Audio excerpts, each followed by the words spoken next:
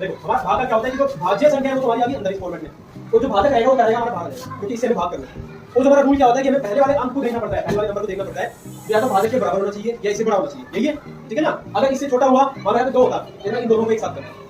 फिर 2 अंक एक साथ लेता, मैं एक संख्या 2 अंकों की एक साथ लेता भाग करने के लिए, मगर यहाँ पे क्या है इसके बराबर भाजक है तो पहले नंबर को डिवाइड करेंगे। इसको पढ़ेंगे 3 टेबल में, 3 1s are 3 या कहते हैं 3 एकम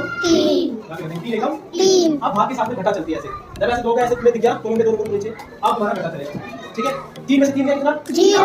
0 मतलब कुछ भी नहीं आया, इससे छोटा ही है। अब फॉर्मेट क्या होगा, अगली संख्या उतारते जाएंगे, हर एक संख्या को भाग करना है और एक बार में एक अंक खुद नीचे उतरेगा, ये नहीं किसी ने 2 3 साल उतार दिया, नहीं एक को नहीं उतार दिया नीचे।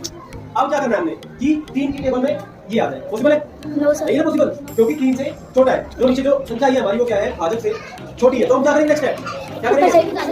ऊपर से दूसरा यस नहीं अंडरस्टैंडिंग नहीं क्लियर कर दिया, इसको साथ में उतारेंगे, इसको भाग करेंगे पहले, एक एक अंक को सोल्व करते हुए करेंगे। अब इससे छोटी संख्या कौन सी होती है 1 से, मैंने तुम्हें क्या बताया था कि किसी भी अंक को 0 से गुणा करने में क्या आता है 0 को किसी भी अंक से गुणा करने में क्या आता है, तो मैं ये कहूंगा ना 3 गुणा 0 3 गुणा 0 बराबर 0 आता है, तो मैं 3 को 0 से गुणा करूंगा ना 0 कर दिया उसको इसको यहाँ पे। अब क्या करूंगा, इसको घटाऊंगा, 1 में से 0 गया 1 आ गया, उसको छोड़ देते नहीं है 0 फिर में आ गए तो ऊपर चल के लिखे नेक्स्ट। अब इसको उतारेंगे नीचे ऐसे आ गए, देखो ये मैं दिखाने के लिए उतारा मुझे थोड़ा एरो होने की जरूरत है। अब 5 उतारेंगे, अब बन गई भाई संख्या बन गई यस ठीक है। अब क्या करेंगे 3 पंजे 15 कितना 3 पंजे 15 घटाएंगे, 5 में से 5 गया 0 1 में से 1 गया 0 कितना 0 अब इसको नीचे उतार 2 आ गया, ठीक है। या तो मैं इसको भाग कर दूं, ठीक है, या इसमें क्या करूंगा पर भाग तो करना पड़ेगा संख्या के नीचे, ठीक है। इसको कर सकता हूं कैसे 3 गुणा 0, अगर कोई भी अंक नीचे उतरा है तो वो भाग होगा, याद रखना जो भी अंक नीचे उतरा क्योंकि वो नीचे उतरा है ना, ये इसमें से माइनस नहीं बचा है, मैंने इसको नीचे उतारा है, नीचे उतारा है ना, अगर ये घटा करके नीचे बचा होता तो इसको शेष को छोड़ सकते थे, मगर ये ध्यान रखिए बात, अगर कोई भी अंक नीचे उतरा है तो उसको भाग जरूर करना है। अब मैं क्या करूंगा कर दिया मैंने 3 गुणा 0 0 क्योंकि नीचे छोटा है तो अब घटा दो, 2 में से 0 गया 2, इसको तुम 0 लिखो या काटा मार दो, भाई ये बच गया हमारे पास शेष,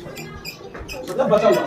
इसको भाग करने की जरूरत नहीं है क्योंकि घटा करके बचा हुआ है। अगर ये नीचे उतरा होता ऊपर से भाज्य संख्या में से नीचे उतरा होता तो ये क्या हो जाता हमारा भाग करना पड़ता, परपेंडिकुलर समास तब भाग करना था। अगर मैं इसको एक ही छोड़ देता ना, यहाँ पे 2 छोड़ दिया मैंने, ये तो भाग नहीं होगा, आगे कोई नंबर नहीं, फिर हम चेक कैसे करते हैं, इसको गुणा करते हैं आपस में और उसके बाद जमा इसको करते हैं। देखो 1050 को 3 से गुणा करेंगे, 1050 को